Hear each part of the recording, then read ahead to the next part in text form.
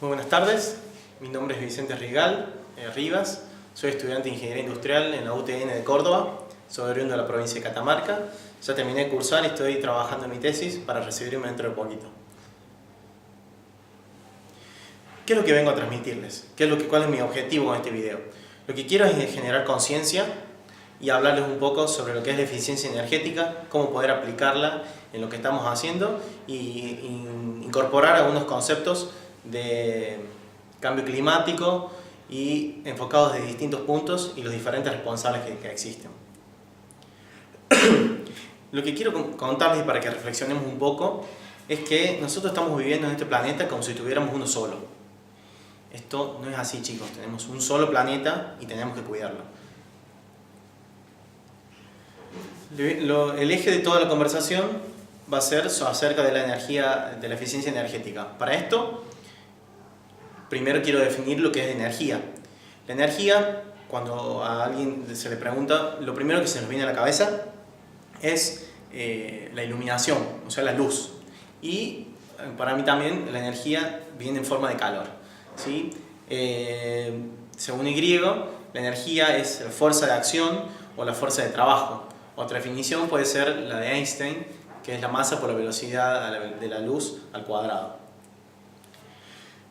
Después de investigar un poco y para analizar cómo podemos ser eficientes desde nuestra casa, empecé a investigar y cuáles eran los objetos que mayor consumo energético teníamos.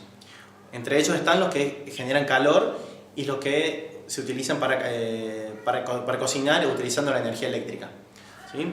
Podemos relacionar la cantidad de energía que utilizamos para hacer algo directamente con las emisiones de dióxido de carbono que se emiten a la atmósfera, que esto provoca el cambio climático del que ya hablaremos más adelante. Para los que no conozcan, algo muy útil para tener en cuenta la eficiencia energética es la etiqueta de la eficiencia energética. Justo tengo una lámpara acá, que es la que les vengo a presentar. A medida que se va volviendo más alto, la clase A son los aparatos que tienen un 55% de eficiencia más que la media del resto de los aparatos, y a medida que va bajando el aparato tiene menor eficiencia. Existen diferentes tipos de energía y a dónde podemos hacer nosotros hincapié para poder aprovecharla de mejor forma. Una de las primeras es la iluminación. Hace algunos años existían solamente en el mercado las lámparas incandescentes. Después de una ley que se aprobó, empezaron a aparecer las lámparas de bajo consumo, que estas tienen mayor eficiencia. Las lámparas incandescentes solamente tenían una eficiencia menor al 10%. Todo el resto de la energía se perdía en energía en luz que no podíamos ver y en energía calórica. Hice un pequeño estudio en mi casa, en donde vivo, en un departamento, tengo 20 lámparas, de las cuales el 50% de ellas las fui reemplazando por la luminaria LED, como las que tengo aquí. Estas son lámparas, esta es de 9 vatios y esta es de 4 vatios. Viendo esto, hice un relevamiento y tengo instalado de iluminación 290 vatios en mi casa, cuando antes tenía más de 2000, si utilizaba lámparas de más de 80 vatios de potencia. Otro punto importante que creo que tenemos que tener en cuenta a la hora de construir, en el caso que vayamos a hacerlo, o en el momento de vivir en un habitáculo, es lo que es la climatización. En energía uno utiliza un 10% de la energía, se lo utiliza para iluminación, pero más de un 30% uno utiliza para la climatización de una vivienda. Esto es en calefacción y en aire acondicionado. Entonces, una de las opciones que vi que son muy superiores a todas las que existen es la construcción con adobe. Es un material súper térmico, para las épocas de invierno absorben el calor y lo liberan durante la noche, y en la época de verano es un material muy aislante. Además de, sumado a otra serie de cosas como la ubicación de la casa, la orientación respecto a los puntos cardinales, la utilización de vidrios dobles en las ventanas, el aprovechamiento de la luz natural para evitar la iluminación, etc. Esta era una de las cosas en las que quería enfocarme. Siendo eficientes en nuestra casa. Yo creo que la eficiencia y el cuidado de los recursos tiene que empezar por nuestra casa, más allá de las actividades que desempeñemos. Entonces, el otro día hice una publicación en Facebook que tuvo mucha repercusión, más que cualquier otra, y tenía que ver con esto, con el uso racional de los recursos, en el cual un poco hacía una queja pública para intentar llamar la atención de que tenemos que cuidar un poco más los recursos. Investigando un poquito y haciendo algunos números, topé con las boletas del gas y de la luz en mi casa. Entonces hice un cálculo que yo quería saber realmente qué era más eficiente si utilizar la pava eléctrica frente a la pava convencional con gas. El concepto que no tenía muy claro es de termodinámica, es que para calentar, vamos a poner un caso típico que es calentar una pava para tomar mate, 1 litro de agua, se necesita 65,17 kilocalorías. Estas se pueden suministrar a través de una pava eléctrica, a través de una pava con gas o pegándole al agua hasta que alcance esa temperatura. Al agua no le importa cómo, pero necesita esa energía para aumentar de 20 grados hasta 85, que es que se toma mate. Entonces para ello realicé un cálculo para saber cuál me iba a costar más a mí. Con las tarifas actuales, este cálculo lo hice hace un rato, me dio que para calentar 1 litro de agua con energía eléctrica utilizo exactamente el doble, o sea, me cuesta a mí, porque es la misma energía, me cuesta en dinero, el doble que calentarlo con gas natural, incluso después de los aumentos que han habido. Esto no teniendo en cuenta la fuente de energía que se utiliza para generar la energía eléctrica y tampoco teniendo en cuenta la eficiencia. Es mucho más eficiente la pava eléctrica que la pava convencional por las pérdidas de calor que se provocan, pero a la hora de los bifes cuesta el doble calentar agua con energía eléctrica que con gas convencional.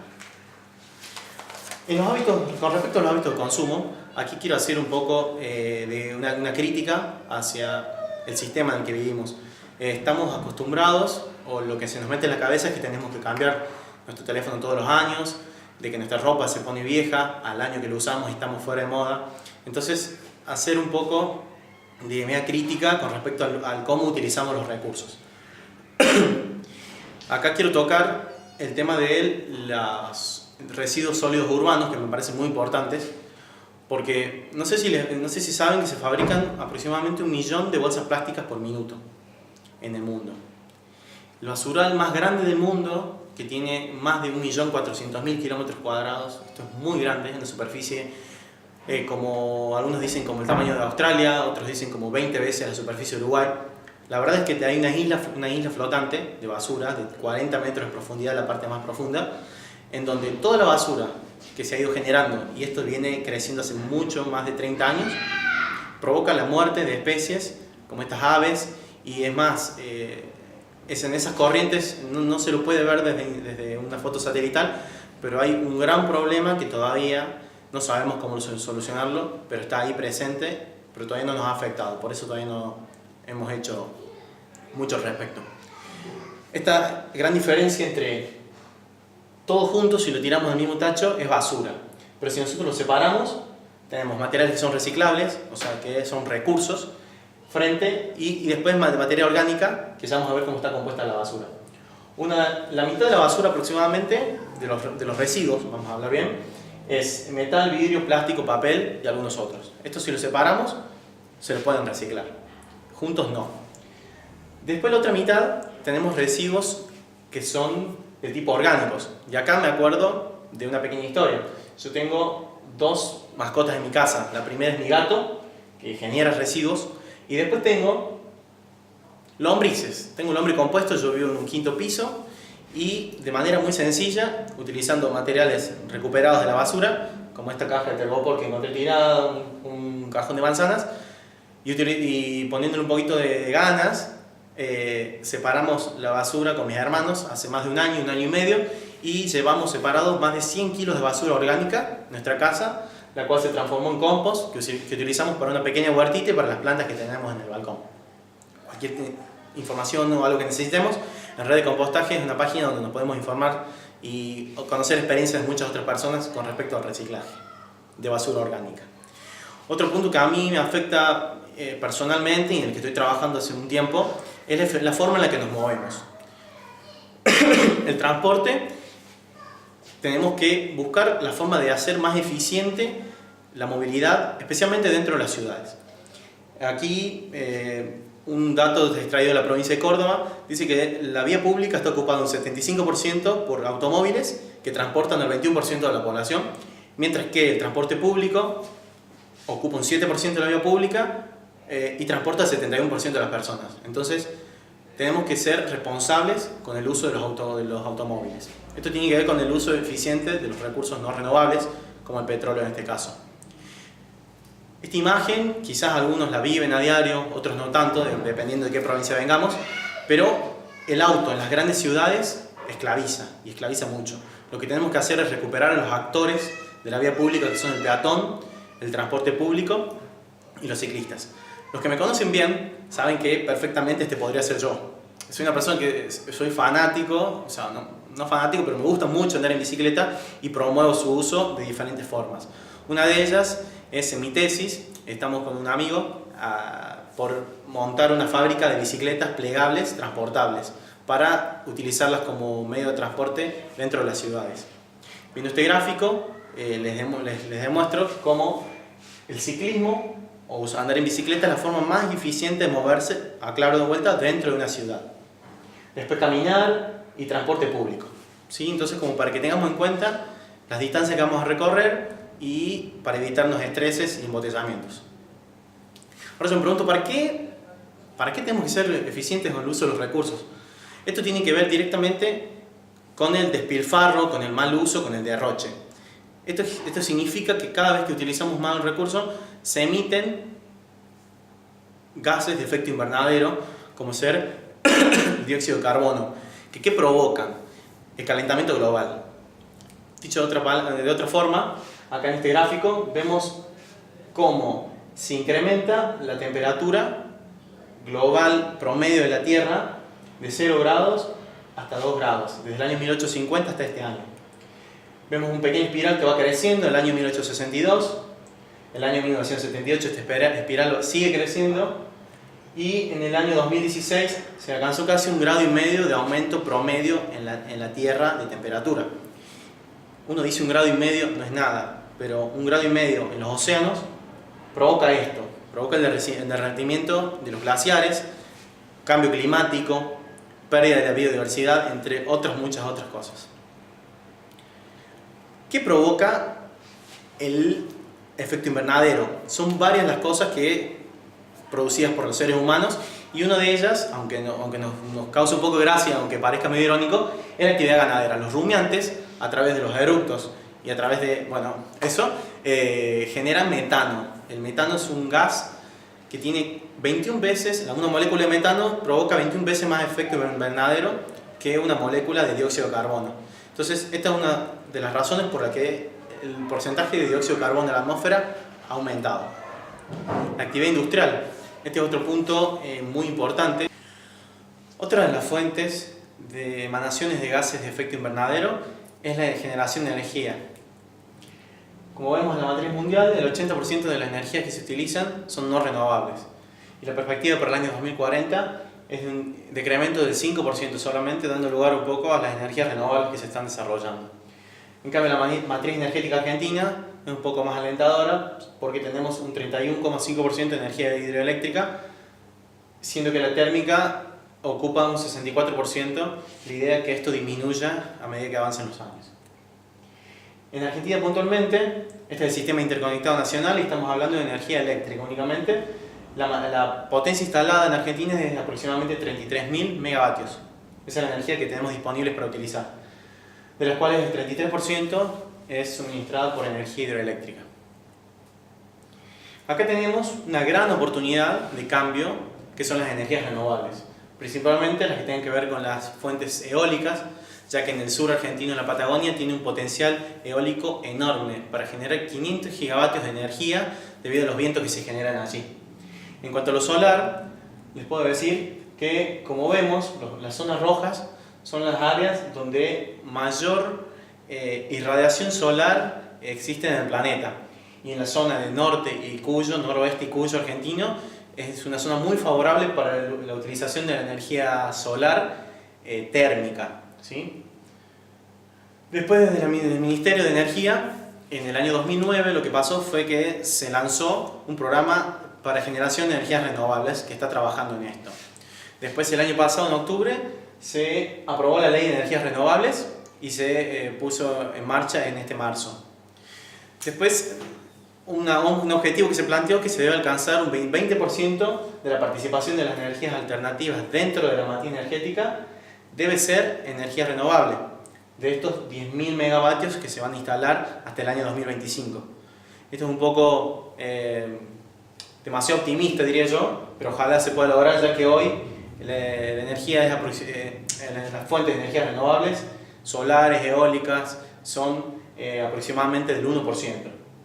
Se esperan inversiones de muchos miles de millones de dólares para Argentina y se dará lugar también a proyectos de biomasa y de mini centrales hidroeléctricas. Ahora lo que me pregunto es, y quiero que ustedes se pregunten, ¿esto depende de los gobiernos que tenemos antes, ahora, próximamente? Leí esta frase y me pareció muy importante para que lo tengamos en cuenta. Los gobiernos deben ser por la gente, de la gente y para la gente. Yo ahora les pregunto, ¿qué piensan ustedes con respecto a esto? Lo que les puedo llegar a decir es que siempre, y como nos dice las políticas públicas, se crean planes, programas, proyectos. Uno de los programas más interesantes que encontré fue el programa del uso racional y eficiente de la energía, en el cual se promueve la educación y la aplicación de eficiencia energética y uso racional dentro de los edificios públicos, siendo el Estado el que dé el ejemplo para que el resto sea imitado por el resto. Como nos dice nuestra amiga Mafalda, y siempre lo tengo presente, lo urgente no deja tiempo para lo importante. Siempre se están apagando incendios y los equipos políticos están trabajando sobre lo que la gente habla y sobre lo que los medios comunican, y no se da tiempo a cuestiones de fondo que son muy importantes para el desarrollo de nuestros hijos y de nuestros nietos especialmente. Entonces, hablando un poco sobre la eficiencia en los sectores públicos y privados, vamos a ir a la parte privada, en las empresas. Acá lo que hay que hacer primero es la realización de un diagnóstico, porque como un profesor mío dice muy bien, lo que no se define no se puede medir, y lo que no se puede medir no se puede mejorar. Entonces tenemos que, para mejorar los procesos, primero tenemos que saber cómo se encuentran y para así mejorarlos. Con respecto a la economía de materiales, nosotros venimos de una economía lineal, en la que se extrae, se procesa, se comercializa y se tira. Nosotros tenemos que apelar y tratar de llegar a lo que es un desarrollo sostenible y economías circulares, que son el futuro de nuestro planeta y de nuestras sociedades. Las empresas a las que les va a ir bien en el futuro son las que, además de tener en cuenta balances financieros, van a tener en cuenta responsabilidad social, ambiental y social. Entonces, una de las formas es, como dijimos recién, medir. Entonces, siendo responsables no solamente del sector empresarial, sino del sector medioambiental, desde los emprendedores, que somos los generadores de trabajo para nuestra Argentina, y desde el sector estudiantil. Nosotros, si aplicamos lo que vamos aprendiendo dentro de la facultad, va a ser más fácil aplicarlo al momento de desarrollarnos profesionalmente. Entonces, esta es a lo que yo quiero llegar. No somos países o personas independientes. Nosotros tenemos que vernos como un todo. El planeta es uno solo y en el que vivimos en él. Entonces, ¿cuál es nuestra nacionalidad? Somos humanos, somos personas. Tenemos que ir juntos para el mismo lado. Un poco llegando al final de la presentación, creo que, como ven, un iceberg es muy representativo. La base de todo es educar. Sin educación no tenemos futuro. Pero buena educación. Una de las formas más importantes en las que educamos es haciendo. Se aprende haciendo. Entonces, porque veo un espacio muy grande entre el dicho y el hecho, y todos sabemos las cosas que hay que hacer, pero no las hacemos, ¿sí? Entonces los invito a que generemos masa crítica. Masa crítica es cuando muchas personas individualmente se juntan con un propósito, logran que las cosas sucedan. Entonces seamos actores y no oyentes o simplemente observadores. Esta frase me parece espectacular, es de Albert Einstein. Dice que el mundo es un lugar peligroso, no por causa de los que hacen el mal, sino por aquellos que no hacen nada para evitarlo. Así que, chicos, yo les invito a que en vez de preocuparse, nos ocupemos, ¿sí? El mensaje que les quiero dar es que cambie yo y cambie el mundo. Eso sería lo que les quería comunicar. Muchas gracias.